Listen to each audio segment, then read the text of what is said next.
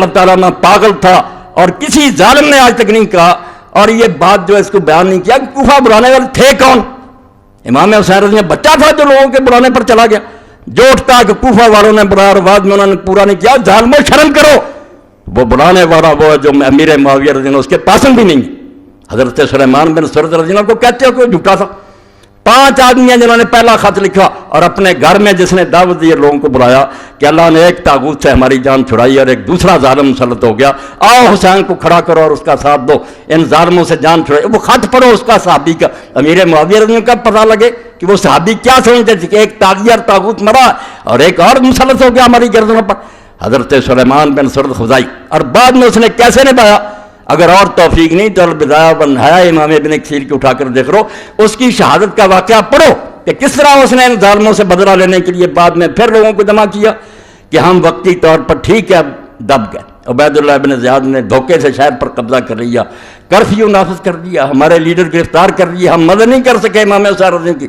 مگر یہ الزام ہم پر آ گیا کہ ہم نے بلایا تھا. بالکل صریح جھوٹ ہے. کوفہ والوں نے کوئی دھوکہ نہیں کیا, ان میں سے کوئی جھوٹا نہیں تھا. وہ سارے امام حسین کے رضی اللہ تعالیٰ کے والد کے فدائی تھے. اور حضرت سلیمان ابن سرد رضی اللہ صحابی جلیل نبی فاضلہ جن کی شہادت کے واقعات لکھا اور امام نے لکھا کہ شہید ہو گیا اللہ ان پر بے شمار رحمتیں کرے, اس کو ظالموں بدنام کرتے کہ جھوٹا تھا اور بڑھا دیا تھا. بدلہ لینے کے لیے اٹھا, اس تحریک کو توابون کی تحریک کہتے ہیں. 4000 آدمی کربلا میں گئے, امام حسین رضی کی خبر پر عید کیا کہ یا بدلہ لیں گے ان ظالموں سے یا اپنی جانیں دے دیں گے. عبید اللہ زیاد کے ساتھ پھر مر گئے, بیچارے مارے گئے, شہید ہو گئے. بعد میں بدلہ جس کی قسمت میں تھا, مختار ابن ابی بیضہ سکری, اس نے ایک ایک کا صفایا کیا. شمر اور ابن زیاد سارے جتنے اس کے ہاتھ سے مارے گئے.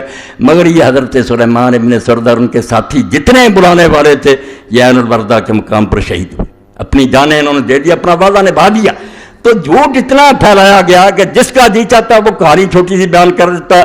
بالکل اس طرح ہی جیسے میرے ایک استاد تھے کالج میں, وہ کہہ رہے تھے کہ اگر بات کو برباد کرنا تو اس کا طریقہ یہ ہے کہ لوگ بیٹھے ہوئے تھے, کھانا کھا رہے تھے, تو ایک آدمی نے کوئی کہانی چھوڑ دی, وہ بیچارہ لمبی بیان کرنے لگا, اتنے میں دوسرے کھا گئے. اس نے ایک دن سوچا میں بھی اس کو پھنساؤں گا. اس نے کہا یار یوسف علیہ السلام کا قصہ کیا تھا.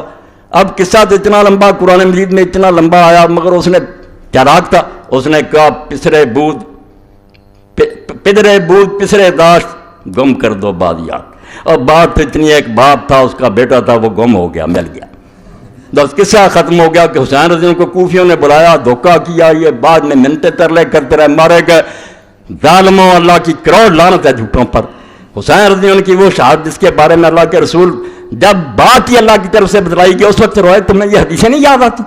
اور اگر اس کے بارے میں شبہات تو سلسلہ الحدیث صحیحہ دوسری جلد وہ علامہ البانی صاحب رحمۃ اللہ علیہ کی دیکھ لیں, ساری اکٹھی کر دی.